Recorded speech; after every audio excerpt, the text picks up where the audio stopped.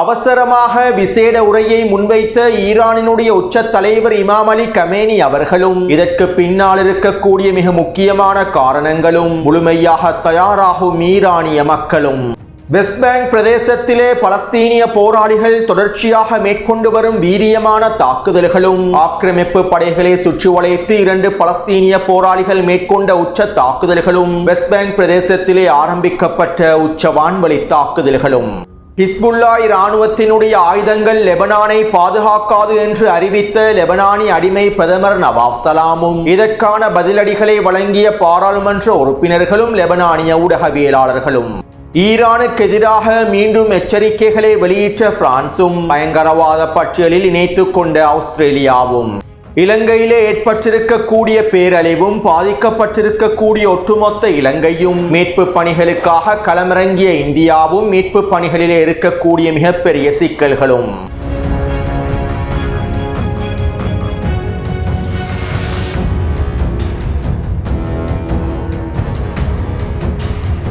இலங்கை வரலாற்றில் இதுவரைக்கும் இல்லாத அளவுக்கு மழை வீழ்ச்சியானது உச்சத்தை தொற்றுள்ளது. 2 நாட்களுக்கு முன்பு இலங்கையின் ஹம்பாந்தோட்டைக்கு தென்கிழக்காக 70 கிலோமீட்டர் தொலைவில் மையம் கொண்ட தாழ் அமுக்கமானது தீவிர காற்றழுத்த தாழ்வு நிலையாக மாறி தற்போது தித்வா புயலாக மாறியுள்ளது. தற்போது இந்த தித்வா புயலானது இலங்கை முழுவதையும் சூழ்ந்து கொண்டுள்ளது. இதனால் இலங்கையினுடைய ஒட்டுமொத்த பிரதேசங்களும் இந்த புயலினுடைய தாக்கத்திற்குள் சிக்கிக் கொண்டுள்ளன. இந்த புயலின் காரணமாக இலங்கை முழுவதும் அதிகளவான மழை வீழ்ச்சி பதிவாகி வருகின்றது. வரலாற்றிலே இல்லாத அளவுக்கு இலங்கை முழுவதும் மழை வீழ்ச்சி பதிவாகி வருகின்றது. இன்றைய தினம் இலங்கையினுடைய மத்திய பிரதேசங்களான கண்டி மாத்தளை பிரதேசங்களில் அதிகளவான மழை வீழ்ச்சி பதிவாகி இருப்பதாகவும் தெரிவிக்கப்படுகின்றது. இதனால் இலங்கையிலே இருக்கக்கூடிய மிக முக்கியமான நீர்த்தேக்கங்கள் அனைத்தும் முழுமையாக திறக்கப்பட்டுள்ளன. மிக முக்கியமாக மகாவலி கங்கையோடு சம்பந்தப்பட்டிருக்கக்கூடிய அனைத்து நீர்த்தேக்கங்களும் திறக்கப்பட்டுள்ளன. இதனால் மகாவலி கங்கையை ஒட்டிய தாழ்வு பிரதேசங்கள் அனைத்தும் தற்போது நீரில் முழுமையாக மூழ்கி வருகின்றன. குறிப்பாக மத்திய மாகாணத்தில் இருக்கக்கூடிய அதிகளவான கிராமங்களும் நகர் பிரதேசங்களும் முழுமையாக நீரிலே மூழ்கியுள்ளன. இதுவரை காலமும் வெள்ளப்பெருக்கு ஏற்படாத பிரதேசங்களும் முழுமையாக நீரில் மூழ்கியுள்ளன. ஆரம்பத்தில் குறித்த பிரதேசத்திலே நீரினுடைய அளவானது சிறிதளவிலேயே உயர்ந்தது. இருப்பினும் தித்வா புயலின் காரணமாக ஏற்பட்ட கனமழையினால் நினைத்து கூட பார்க்க முடியாத அளவுக்கு பல பிரதேசங்களுடைய நீர்மட்டமானது பல அடிகளுக்கு உயர்ந்துள்ளது. அதே போன்று இலங்கையின் தலைநகரான கொழும்போடு சம்பந்தப்பட்டிருக்கக்கூடிய கலனி கங்கையினுடைய நீர்மட்டமும் தற்போது உயர்ந்து வருகின்றது. இதனால் கொழும்பினுடைய தாழ்வு பிரதேசங்கள் அனைத்தும் தற்போது நீரிலே மூழ்கி வருகின்றன. மேலும் இந்த புயலின் காரணமாகவும் வெள்ளப்பெருக்கின் காரணமாகவும் தற்போது வரை 60க்கும் அதிகமானோர் உயிரிழந்துள்ளார்கள். 40க்கும் அதிகமானோர் காணாமல் போயுள்ளார்கள். மேலும் இழப்புகளுடைய எண்ணிக்கையானது இதைவிட அதிகமாக இருக்கும் என்றும் தெரிவிக்கப்படுகின்றது. அத்தோடு இந்த தித்வா புயலினால் ஏற்பட்டிருக்கக்கூடிய பாதிப்புகளில் இருந்தும் வெள்ளப்பெருக்கினால் ஏற்பட்டிருக்கக்கூடிய பாதிப்புகளில் இருந்தும் மக்களை காப்பாற்றுவதற்காகவும் மீட்டெடுப்பதற்காகவும் இலங்கையினுடைய முப்படைகளும் களமிறக்கப்பட்டுள்ளார்கள். இருப்பினும் தற்போது இந்த மீட்பு பணிகளில் மிகப்பெரிய சிக்கல்கள் ஏற்பட்டுள்ளன. ஏனென்றால் தற்போது இலங்கைக்கு ஏற்பட்டிருக்கக்கூடிய இந்த தித்வா புயலினுடைய தாக்கம் இலங்கையினுடைய ஒரு பிரதேசத்தை மாத்திரம் பாதிக்கவில்லை, ஒட்டுமொத்த இலங்கையையும் முழுமையாக பாதித்துள்ளது. இதற்கு முன்பு இலங்கையினுடைய குறிப்பிட்ட பிரதேசங்களிலேயே வெள்ளப்பெருக்கு ஏற்படும். சாதாரணமாக இலங்கையினுடைய குறிப்பிட்ட பிரதேசத்திற்குள் வெள்ளப்பெருக்கு ஏற்படுமாக இருந்தால் அந்த வெள்ளப்பெருக்கிலே சிக்கியிருக்கக்கூடிய மக்களை இலகுவாக மீட்டெடுக்க முடியும். முப்படைகளும் ஒன்றிணைந்து குறித்த பிரதேசத்திலே இருக்கக்கூடிய மக்களை இலகுவாக மீட்டெடுப்பார்கள். ஆனால் தற்போதைய நிலைமைகளில் முப்படைகளினாலும் இந்த மீட்பு பணிகளை முழுமையாக மேற்கொள்ள முடியாது. ஏனென்றால் இலங்கையினுடைய ஒரு பிரதேசத்தில் மாத்திரம் இந்த வெள்ள அனர்த்தம் ஏற்படவில்லை, ஒட்டுமொத்த இலங்கையிலும் இந்த வெள்ளப்பெருக்கு ஏற்பட்டு இலங்கையினுடைய அதிகளவான பிரதேசங்கள் வெள்ளத்தினால் மூழ்கியுள்ளன. அது மட்டுமல்லாமல் இவ்வாறு ஒட்டுமொத்த இலங்கையும் பாதிக்கப்பட்டிருப்பதனால் அவசரமாக விரைந்து சென்று மீட்பு பணிகளை மேற்கொள்ள முடியாத நிலைமையும் ஏற்பட்டுள்ளது. நாட்டினுடைய ஒட்டுமொத்த போக்குவரத்தும் முழுமையாக தடைப்பட்டுள்ளது. எனவே நாங்கள் நினைப்பது போன்று தற்போதைய வெள்ளப்பெருக்கிலிருந்து மக்களை இலகுவாக மீட்டெடுத்து விட முடியாது. உண்மையிலேயே இலங்கையினுடைய தற்போதைய நிலைமையானது மிகவும் ஆபத்தான நிலைமையாகவே மாறியுள்ளது. அத்தோடு ஒரே நேரத்தில் இலங்கை முழுவதும் மீட்பு பணிகளை மேற்கொள்வதற்கு இலங்கையினுடைய விமானப்படையிடம் ஹெலிகாப்டர்கள் பற்றாக்குறையும் காணப்படுகின்றன. இப்படியான நிலைமையிலேயே தற்போது மீட்பு பணிகளை மேற்கொள்வதற்காகவும் துரிதப்படுத்துவதற்காகவும் இந்தியாவும் இலங்கையோடு கைகோர்த்துள்ளது. இதற்கமைவாக இந்தியாவினுடைய ஹெலிகாப்டர்கள் களமிறக்கப்பட்டுள்ளன. அதாவது இந்தியாவினுடைய போர்க்கப்பலான விக்ராந்த் போர்க்கப்பலானது கொழும்பு துறைமுகத்திலேயே நிலைநிறுத்தப்பட்டுள்ளது. மேலும் இந்த விக்ராந்த் போர்க்கப்பலிலே இருக்கக்கூடிய ஹெலிகாப்டர்களே தற்போது மீட்பு பணிகளுக்காக களமிறக்கப்பட்டுள்ளன. இருப்பினும் இலங்கை முழுவதும் மீட்பு பணிகளை ஒரே நேரத்தில் மேற்கொள்வதற்கு இந்த ஹெலிகாப்டர்களும் போதாது. இதனால் தான் தற்போது இலங்கையினுடைய நிலைமையானது மிகவும் சிக்கலான ஆபத்தான நிலைமையாக மாறியுள்ளது. அத்தோடு இந்த டித்வா புயலானது இன்று மாலை திருகோணமலை பிரதேசத்திலேயே நிலை கொண்டுள்ளது. நாளைய தினம் மாலை வேளையில் குறித்த புயலானது வடக்கு மாகாணத்தை கடந்துவிடும் என்றும் தெரிவிக்கப்படுகின்றது. அதாவது நாளை இரவு குறித்த புயலானது இலங்கையினுடைய வடமாகாணத்தை கடந்து இந்தியாவினுடைய சென்னை மற்றும் கிழக்கு பிரதேசங்களை நோக்கி நகரப் போகின்றது. அதே நேரம் இந்த டித்வா புயலிலே இருக்கக்கூடிய இன்னும் ஒரு மிக முக்கியமான பிரச்சனை என்னவென்றால் குறித்த புயலானது எவ்வாறு நகருகின்றது என்பதனை ஆய்வாளர்களினால் கணிக்க முடியாத நிலைமை ஏற்பட்டுள்ளது. நாளை மாலையில் திருகோணமலை பிரதேசத்திலே நிலை கொண்டிருக்கக்கூடிய குறித்த புயலானது வடக்கை நோக்கி நகர்ந்தாலும் குறித்த புயலினுடைய தாக்கமானது நாடு முழுவதும் தொடர்ச்சியாக இன்னும் 2-3 தினங்களுக்கு இருக்கும் என்றே வானிலை ஆய்வாளர்கள் தெரிவித்துள்ளார்கள். அது மட்டுமல்லாமல் குறித்த புயலின் தாக்கமானது எதிர்பார்க்காத விதத்தில் விரிவடைவதற்கான வாய்ப்புகள் இருப்பதாகவும் ஆய்வாளர்கள் எச்சரிக்கைகளை வெளியிட்டுள்ளார்கள். அத்தோடு இலங்கைக்கு அருகாமையில் டித்வா புயல் மாத்திரம் உருவாகவில்லை. டித்வா புயலோடு இன்னும் மேலதிகமாக 2 புயல்களும் உருவாகியுள்ளன. மேலும் இந்த புயல்கள் கிழக்கை நோக்கி நகர்ந்து கொண்டிருக்கின்றன. அதாவது சென்வர் என்கின்ற புயலானது தற்போது சுமாத்ரா தீவுகளை நோக்கி நகர்ந்து கொண்டிருக்கின்றது. கோட்டோ என்கின்ற புயலானது தற்போது தென் சீன கடல் பிரதேசத்தை நோக்கி நகர்ந்து கொண்டிருக்கின்றது. டித்வா புயலானது இலங்கையினுடைய வடக்கு பிரதேசத்தை நோக்கி நகர்ந்து கொண்டிருக்கின்றது. மேலும் இந்த புயலானது சங்கிலி தொடராக இருப்பதனால் இதனுடைய விளைவுகளும் தாக்கமும் அதிகமாகவே இலங்கைக்கு இருக்கும் என்று தெரிவிக்கப்படுகின்றது. அத்தோடு தலைநகரான கொழும்பானது ஒரு மிகப்பெரிய வெள்ளத்தை நோக்கி நகர்ந்து கொண்டிருக்கின்றது. தலைநகரோடு இருக்கக்கூடிய கலனை கங்கையினுடைய நீர்மட்டம் உயர்ந்திருப்பதனாலும் வான் கதவுகள் அனைத்தும் முழுமையாக திறக்கப்பட்டிருப்பதனாலும் கொழும்பினுடைய தாழ்வு பிரதேசங்கள் அனைத்தும் முழுமையாக நீரில் மூழ்கக்கூடிய வாய்ப்புகளே காணப்படுகின்றன. மேலும் 2016ஆம் ஆண்டு கொழும்பினுடைய தாழ்வு பிரதேசத்தில் ஏற்பட்ட வெள்ளப்பெருக்கை விட தற்போதைய வெள்ளப்பெருக்கானது மிகவும் ஆபத்தானதாக அமைந்திருக்கும் என்றும் எதிர்பார்க்காத விதத்தில் குறித்த வெள்ளப்பெருக்கானது வீரியமடையும் என்றும் இலங்கையினுடைய வானிலை ஆய்வு மையங்கள் தெரிவித்துள்ளன. மேலும் கொழும்பினுடைய தாழ்வு பிரதேசத்தில் இருக்கக்கூடிய மக்களுக்கு முழுமையான எச்சரிக்கைகளும் வெளியிடப்பட்டுள்ளன. இதனால் அதிகளவான மக்கள் குறித்த பிரதேசங்களில் இருந்து வேறு இடங்களுக்கு இடம்பெயர்ந்து வருகின்றார்கள். சுருக்கமாக குறிப்பிடுவதாக இருந்தால் இன்னும் 48 மணித்தியாலங்கள் இலங்கையினுடைய தலைநகரிலே வெள்ளப்பெருக்கு வீரியமாக ஏற்படுவதற்கான வாய்ப்புகள் அதிகமாக இருப்பதாகவே எச்சரிக்கைகள் வெளியிடப்பட்டுள்ளன. எனவே இலங்கையினுடைய இந்த நிலைமைகள் சீராக வேண்டும் என்றும் வெள்ளத்தினால் பாதிக்கப்பட்டிருக்கக்கூடிய மக்கள் பாதுகாப்பாக இருக்க வேண்டும் என்றும் ஒட்டுமொத்த இலங்கையும் பாதுகாப்பாக இருக்க வேண்டும் என்றும் நாங்கள் பிரார்த்தனைகளை செய்து கொள்வோம். இந்த இயற்கை அனர்த்தத்திலிருந்து நாங்கள் அனைவரும் முழுமையாக மீண்டு வருவதற்கு உங்களுடைய பிரார்த்தனைகளில் எங்களையும் இணைத்துக் கொள்ளுங்கள்.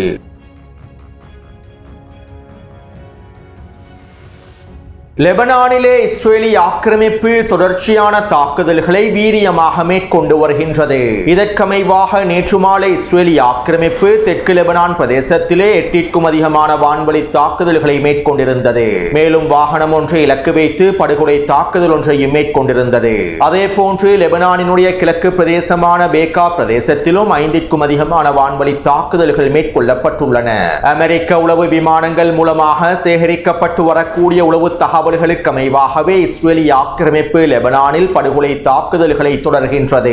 நாங்கள் ஹிஸ்புல்லாவினுடைய மிக முக்கியமான ஏவுகணை களஞ்சிய சாலைகளை குறிவைத்து தாக்கியுள்ளோம். ஹிஸ்புல்லாவினுடைய 3 ஆயுத களஞ்சிய சாலைகளை முழுமையாக தரைமட்டமாக்கியுள்ளோம். தெற்கு லெபனான் பிரதேசத்தில் இருக்கக்கூடிய ஹிஸ்புல்லாவின் மிக முக்கியமான திறன்களையும் நாங்கள் அளித்துள்ளோம் என இஸ்ரேலி ஆக்கிரமிப்பு ராணுவம் அறிக்கைகளை வெளியிட்டிருந்தது. மேலும் தெற்கு லெபனான் பிரதேசத்திலே ஹிஸ்புல்லாவினுடைய ஆயுத கிடங்கு ஒன்றை இலக்கு வைத்து தாக்குதல்களை மேற்கொள்ளக்கூடிய காணொலி ஒன்றையும் இஸ்ரேலி ஆக்கிரமிப்பு ராணுவம் வெளியிட்டிருந்தது. மேலும் குறித்த காணொலிக்கு அமைவாக ஹிஸ்புல்லாவினுடைய ஆயுத கிடங்கு அளிக்கப்பட்டிருப்பது உறுதி செய்யப்பட்டுள்ளது. அதாவது தெற்கு லெபனானினுடைய கிழக்கு பிரதேசத்திலே இருக்கக்கூடிய ஏவுகணை களஞ்சிய சாலை ஒன்றை இவ்வாறு அளிக்கப்பட்டிருப்பதாக உறுதி செய்யப்பட்டுள்ளது.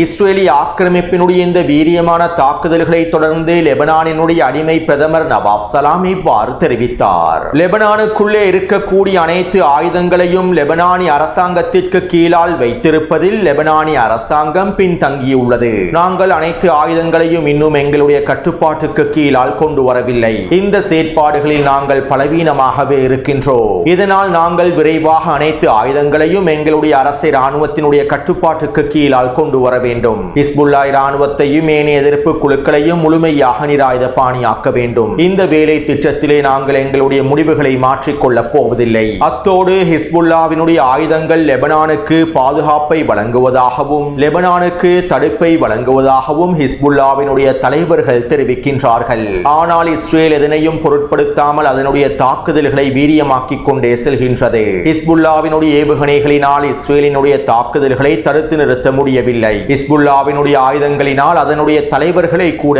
பாதுகாக்க முடியவில்லை. லெபனானிய மக்களையும் லெபனானையும் ஹிஸ்புல்லாவினுடைய ஆயுதங்கள் பாதுகாக்கவில்லை. லெபனானிய மக்களுடைய சொத்துக்கள் பாதுகாக்கப்படவில்லை. ஹிஸ்புல்லாவினுடைய ஆயுதங்களினால் தெற்கு லெபனான் பிரதேசத்திலே டசன் கணக்கான கிராமங்களே அழிக்கப்பட்டுள்ளன. ஹிஸ்புல்லாவினுடைய ஆயுதங்களினால் லெபனானுக்கு அதிகளவான இழப்புகள் ஏற்படுத்தப்பட்டுள்ளன. இன்று ஹிஸ்புல்லாவிடம் இருக்கக்கூடிய ஆயுதங்கள் இஸ்ரேலினுடைய தற்போதைய தாக்குதல்களை தடுத்து நிறுத்துவதற்கான திறன்களை கொண்டிருக்கின்றதா? இஸ்ரேலினுடைய தற்போதைய தாக்குதல்களையும் எதிர்கால தாக்குதல்களையும் ஹிஸ்புல்லா இராணுவத்தினுடைய ஆயுதங்களினால் தடுத்து நிறுத்த முடியுமா? நிச்சயமாக இவர்களுடைய ஆயுதங்களினால் இஸ்ரேலின் தாக்குதல்களை தடுத்து நிறுத்தவே முடியாது. காசாவிலே ஹமாஸினுடைய ஆயுதம் பலஸ்தீனிய மக்களை பாதுகாக்கவில்லை. ஹிஸ்புல்லாவினுடைய ஆயுதமும் பலஸ்தீனிய மக்களை பாதுகாக்கவில்லை. மேலும் லெபனானிய மக்களையும் பாதுகாக்கவில்லை. எந்த வெற்றி இலக்குகளையும் இவர்கள் அடைந்து கொள்ளவில்லை. இதனால் இவர்களுடைய ஆயுதங்கள் எங்களுக்கு தேவையில்லை. எதிர்ப்பை நாங்கள் முழுமையாக நிராயுத பாணியாக்க வேண்டும். இதன் மூலமே இஸ்ரேலினுடைய தாக்குதல்களை எங்களுக்கு தடுத்து நிறுத்த முடியும். லெபனானிலே அமைதியை ஏற்படுத்த முடியும். என்னுடைய நோக்கம் லெபனானை பொருளாதார ரீதியாக வளர்ப்பதாகும். லெபனானிய மக்களுடைய வாழ்க்கை தரத்தை உயர்த்துவதாகும் என அடிமை பிரதமர் நவாப் சலாம் அவர்கள் கருத்துக்களை வெளியிட்டுள்ளார். அதாவது நாங்கள் ஆக்கிரமிப்போடு ஒப்பந்தங்களை மேற்கொண்டு இயல்பாக்கத்தினை ஏற்படுத்துவோம். இஸ்ரேலிய ஆக்கிரமிப்போடு பேச்சுவார்த்தைகளை மேற்கொண்டு அவர்களுடன் ஒப்பந்தங்களை மேற்கொள்வோம். அப்போது தான் லெபனானினுடைய பொருளாதாரத்தை வளப்படுத்த முடியும். எங்களுக்கு தேவையான அனைத்து விதமான வளங்களையும் எங்களால் பெற்றுக்கொள்ள முடியும். இஸ்ரேலிய ஆக்கிரமிப்புடனான இயல்பாக்கத்தினை ஏற்படுத்துவதன் மூலமாகவே எங்களுக்கு சுதந்திரமாக வாழ முடியும் என அடிமை பிரதமர் நவாப் சலாம் அவர்கள் அவருடைய அடிமைத்தனத்தை வெளிப்படுத்தியுள்ளார். இஸ்ரேலிய ஆக்கிரமிப்பின் ஒரு தாக்குதலை கூட தடுத்து நிறுத்த முடியாத லெபனானினுடைய பிரதமர் நவாப் சலாம் எதிர்ப்பினுடைய ஆயுதங்களை பற்றி பேசுவது வேடிக்கையானதாகும். மேலும் இவை தொடர்பாக லெபனானிய ஊடகவியலாளர் கலீல் நஸ்ருல்லா அவர்கள் இவ்வாறு தெரிவித்துள்ளார். பிரதமர் நவாப் சலாம் அவர்களே, எதிர்ப்பினுடைய ஆயுதங்கள் லெபனானை பாதுகாக்கவில்லை என்று கூறுகின்றீர்களே, உங்களுடைய ராஜதந்திரம் லெபனானை பாதுகாத்து விட்டதா? இஸ்ரேலிய ஆக்கிரமிப்போடு நீங்கள் மேற்கொண்ட ஒப்பந்தம் லெபனானை பாதுகாத்து விட்டதா? இராஜதந்திர பேச்சுவார்த்தைகளை மேற்கொண்டு கையொப்பமிடப்பட்ட ஒப்பந்தம் லெபனானை பாதுகாத்து விட்டதா? ஆக்கிரமிப்போடு எந்த ஒரு ஒப்பந்தமும் சரிவராது. ஆக்கிரமிப்போடு ராஜதந்திரம் எப்போதுமே சரிவராது. நீங்கள் வேண்டுமானால் கோழைகளாக இருக்கலாம். உங்களுடைய மாயைகளை அடைந்து கொள்வதற்கு ஆக்கிரமிப்பிடம் சரணடையலாம். ஆனால் நாங்கள் ஒரு பொழுதும் கோழைகள் அல்ல. நாங்கள் ஒரு பொழுதும் ஆக்கிரமிப்பிடம் சரணடைய போவதில்லை. லெபனானிய மக்கள் ஒரு பொழுதும் கோழைகளாக செயற்பட மாட்டார்கள். அற்ப ஆசைகளுக்காகவும் பொருளாதார உதவிகளுக்காகவும் எங்களுக்கு அடிமையாக வாழ முடியாது. எங்களுடைய ஆயுதங்கள் இல்லாமல் நாங்கள் ஒரு கணமேனும் சுதந்திரமாக வாழ முடியாது. காசாவிலே ஹமாஸினுடைய ஆயுதங்கள் இஸ்ரேலின் தாக்குதல்களை தடுக்காமல் இருந்திருக்கலாம். ஹிஸ்புல்லாவினுடைய ஆயுதங்கள் இஸ்ரேலினுடைய தாக்குதல்களை தடுக்காமல் இருந்திருக்கலாம். ஆனால் இந்த எதிர்ப்பினுடைய ஆயுதங்களும் இந்த அல்-அக்ஸா வெள்ள போருமே உங்களை போன்ற அடிமைகளையும் துரோகிகளையும் இந்த உலகுக்கு வெளிப்படுத்தியுள்ளது. நீங்கள் யார் என்கின்ற உண்மைகளை இந்த சர்வதேசத்திற்கு காண்பித்துள்ளது. இந்த 2 வருட போரிலே காசாவிலும் லெபனானிய களத்திலும் எதிர்ப்பானது பல வெற்றி இலக்குகளை அடைந்து கொண்டுள்ளது. இந்த வெற்றி இலக்குகளின் விளைவாகவே இஸ்ரேலிய ஆக்கிரமிப்பு லெபனானுக்கு எதிரான அடுத்த கட்ட போரையும் ஆரம்பிப்பதற்கு நினைக்கின்றது. ஒரு விடயத்தினை நீங்கள் தெளிவாக புரிந்து கொள்ள வேண்டும். லெபனானிலே எதிர்ப்பு தோல்வி அடைந்திருந்தால், ஹிஸ்புல்லா பலவீனம் அடைந்திருந்தால், இஸ்ரேலிய ஆக்கிரமிப்பு தற்போது மீண்டும் போரை ஆரம்பிப்பதற்கு திட்டமிடாது. லெபனானிய களத்தில் லெபனானிய எதிர்ப்பும் லெபனானிய மக்களும் உறுதியாகவே இருக்கின்றார்கள். இதனால் தான் இஸ்ரேலிய ஆக்கிரமிப்பினால் பொறுத்துக் கொள்ள முடியவில்லை. மேலும் லெபனானிலே எதிர்ப்பினுடைய ஆயுதங்கள் இல்லாவிட்டால் இந்நேரத்திற்கு ஒட்டுமொத்த லெபனானையும் அவர்கள் சூழ்ச்சி திட்டங்கள் மூலமாகவும் ஒப்பந்தங்கள் மூலமாகவும் அடிமையாக்கி இருப்பார்கள். உங்களுடைய அரசாங்கமும் முழுமையாக அடிமைப்பட்டிருக்கும். எனவே ஆக்கிரமிப்புக்கு எப்போதும் பேச்சுவார்த்தைகளும் ராஜதந்திரமும் தீர்வாக அமையாது என்பதனை நீங்கள் தெளிவாக புரிந்து கொள்ள வேண்டும். எதிர்ப்பினுடைய ஆயுதங்கள் மாத்திரமே ஆக்கிரமிப்புக்கு சிறந்த தீர்வாகவும் இறுதி தீர்வாகவும் அமைந்திருக்கும் என லெபனானினுடைய ஊடகவியலாளர் கலீல் நஸ்ருல்லா அவர்கள் தெரிவித்துள்ளார். அடுத்து ஆஸ்திரேலிய அரசாங்கம் ஈரானுக்கு எதிரான எச்சரிக்கைகளை வெளியிட்டுள்ளது. மேலும் ஈரானினுடைய IRGC குதுஸ் படைப்பிரிவை பயங்கரவாத பட்டியலிலும் இணைத்துள்ளது. மேலும் ஆஸ்திரேலியாவுக்குள்ளே ஈரானினுடைய செயற்பாடுகள் முழுமையாக முடக்கப்பட வேண்டும் என்றும் ஈரானிய IRGC குதுஸ் படையோடு சம்பந்தப்பட்டிருக்கக்கூடிய அனைத்து நிறுவனங்களும் முழுமையாக முடக்கப்பட வேண்டும் என்றும் ஆஸ்திரேலிய அரசாங்கம் சில முடிவுகளையும் தீர்மானங்களையும் எடுத்துள்ளது. அதே போன்று பிரான்சினுடைய வெளியுறவுத்துறை அமைச்சகமும் ஈரானுக்கு எதிரான மிரட்டல்களையும் எச்சரிக்கைகளையும் வெளியிட்டுள்ளது. ஈரானினுடைய தற்போதைய அணுசக்தி திட்டங்கள் நிலைமைகள் குறித்து நாங்கள் மிகவும் கவலை அடைந்துள்ளோம். நாங்கள் ஈரானுக்கு பல வாய்ப்புகளை வழங்கியிருந்தோம். ஆனால் இந்த வாய்ப்புகளை ஈரான் பயன்படுத்திக் கொள்ளவில்லை. செறிவூட்டப்பட்ட 400 கிலோகிராம் யுரேனியம் தொடர்பான தகவல்களை ஈரான் பகிர்ந்து கொள்வதற்கு மறுக்கின்றது. மேலும் ஈரானிய அணுசக்தி திட்டங்கள் தொடர்பாக வெளிப்படையாக ஈரான் நடந்து கொள்ளவில்லை. அமெரிக்காவுடனான நேரடியான பேச்சுவார்த்தைகளை ஈரான் மறுக்கின்றது. இந்த நிலைமைகள் எங்களுக்கு மிகவும் கவலையை அளிக்கின்றன. மேலும் ஈரானினுடைய இந்த அணுசக்தி திட்டங்கள் ஒட்டுமொத்த உலகுக்கும் மிகப்பெரிய அச்சுறுத்தலாகவே இருக்கின்றது. இதனால் இவை தொடர்பாக இனி வரக்கூடிய நாட்களில் நாங்கள் கூடிய கவனம் செலுத்துவோம் என பிரான்சினுடைய வெளியுறவுத்துறை அமைச்சகம் ஈரானுக்கு எதிரான எச்சரிக்கை செய்திகளை வெளியிட்டுள்ளது. அதாவது 12 நாள் போருக்கு முன்பு ஐரோப்பிய நாடுகளும் அமெரிக்காவும் எவ்வாறு ஈரானுக்கு எதிரான எச்சரிக்கைகளை வெளியிட்டதோ அதே போன்றே தற்போதும் இந்த மேற்குலக நாடுகள் ஈரானுக்கு எதிரான எச்சரிக்கைகளை வெளியிட்டு வருகின்றன. இப்படியான நிலைமையிலேயே நேற்றிரவு ஈரானினுடைய உச்ச தலைவர் இமாம் அலி கமேனி அவர்கள் அவசரமாக விசேட உரையொன்றை முன்வைத்திருந்தார். மேலும் இந்த உரையிலே அவர் இவ்வாறு தெரிவித்துள்ளார். ஈரானிலே இருக்கக்கூடிய பெசிச் படைப்பிரிவுகள் மதிப்புமிக்க தேசிய சக்தியாகும். நாங்கள் அனைவரும் அவர்களுக்கு கடமைப்பட்டுள்ளோம். அமெரிக்காவினதும் ஜியோனிச ஆக்கிரமிப்பினதும் உலகளாவிய ஆணவத்தால் பாதிக்கப்பட்டிருக்கக்கூடிய நாடுகளில் எங்களுடைய நாடும் காணப்படுகின்றது. மேலும் இவ்வாறு இவர்களுடைய இந்த மேற்குலக ஆணவத்தால் பாதிக்கப்பட்டிருக்கக்கூடிய நாட்டிற்கு பெசிச் படைப்பிரிவுகளும் மக்கள் சக்திகளும் அதிகமாகவே தேவைப்படும். இதற்கமைவாகவே நாங்கள் பெசிச் படைப்பிரிவையும் மக்கள் சக்தியையும் மேலும் வலுப்படுத்தியுள்ளோம். 12 நாள் போரிலே ஈரானிய தேசம் அமெரிக்கா மற்றும் ஜியோனிச நிறுவனத்தினை தோற்கடித்தது. நாங்கள் அவர்களை வீரியமாக தாக்கினோம். அவர்கள் கடுமையாக தாக்கப்பட்டார்கள். மேலும் அவர்கள் வெறும் கையோடே திரும்பினார்கள். 20 ஆண்டுகளுக்கு மேலாக ஈரானிய தேசத்திற்கு எதிராக போர் ஒன்றை ஆரம்பிக்க வேண்டும் என்று அவர்கள் திட்டமிட்டிருந்தார்கள். இவர்களுடைய இந்த கனவு போராகவே 12 நாள் போர் அமைந்திருந்தது. இந்த போரிலே அவர்கள் வெற்றி இலக்குகளை அடைந்து கொள்வதற்கே திட்டமிட்டிருந்தார்கள். இருப்பினும் அவர்களால் ஈரானிய களத்தில் எந்தவிதமான வெற்றி இலக்குகளையும் அடைந்து கொள்ள முடியவில்லை. அவர்கள் வெறும் கையோடே திரும்பினார்கள். மேலும் 12 நாள் போரிலே நாங்கள் இழப்புகளை சந்தித்தோம். எங்களுடைய அன்பான உயிர்களை இழந்தோம். ஆனால் இவை தான் போரினுடைய இயல்பாகும். இருப்பினும் ஈரான் இஸ்லாமிய குடியரசு 12 நாள் போரின் போது அதனுடைய சக்தியையும் அதனுடைய தைரியத்தையும் ஒட்டுமொத்த உலகிற்கும் காண்பித்தது. 12 நாள் போரிலே ஈரானுக்குள் ஏற்படுத்தப்பட்ட இழப்புகளை விட ஜியோனிச ஆக்கிரமிப்பு நிறுவனத்திற்கு அதிகளவான இழப்புகளை ஏற்படுத்தப்பட்டிருந்தன. 12 நாள் போரிலே அமெரிக்காவும் ஜியோனிச ஆக்கிரமிப்பு நிறுவனமும் அவர்களுடைய அதிநவீன இராணுவ திறன்களை களமிறக்கினார்கள். ஆனால் எங்களுடைய அணுசக்தி திட்டங்களை அளிக்கக்கூடிய அவர்களுடைய நோக்கங்கள் வெற்றி பெறவில்லை. அன்புள்ள ஈரானிய மக்களே, நான் உங்களுக்கு சில முக்கியமான விடயங்களை குறிப்பிடுகின்றேன்.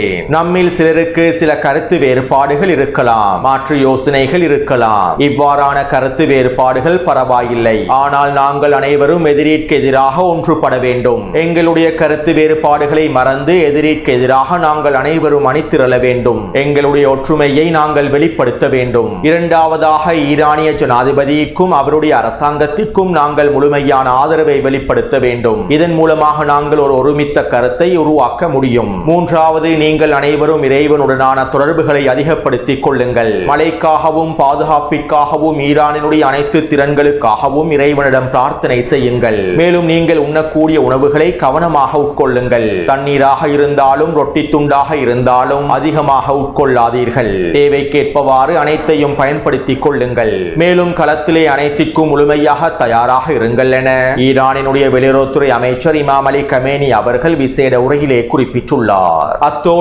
ஈரானிய உச்ச தலைவருடைய குறித்த உரை தொடர்பாக ஈரானினுடைய ஆய்வாளர்களில் ஒருவர் இவ்வாறு தெரிவித்துள்ளார். ஈரானுக்குள்ளே அடுத்த கட்ட போர் ஆரம்பிக்கப்பட போகின்றது என்பதனை ஈரானிய உச்ச தலைவர் இமாம் அலி கமேனி அவர்கள் முழுமையாக அறிந்து கொண்டுள்ளார். தற்போது இந்த விசேட அவசர உரையானது அடுத்த கட்ட போருக்கு தயார்படுத்தலையே குறிக்கின்றது.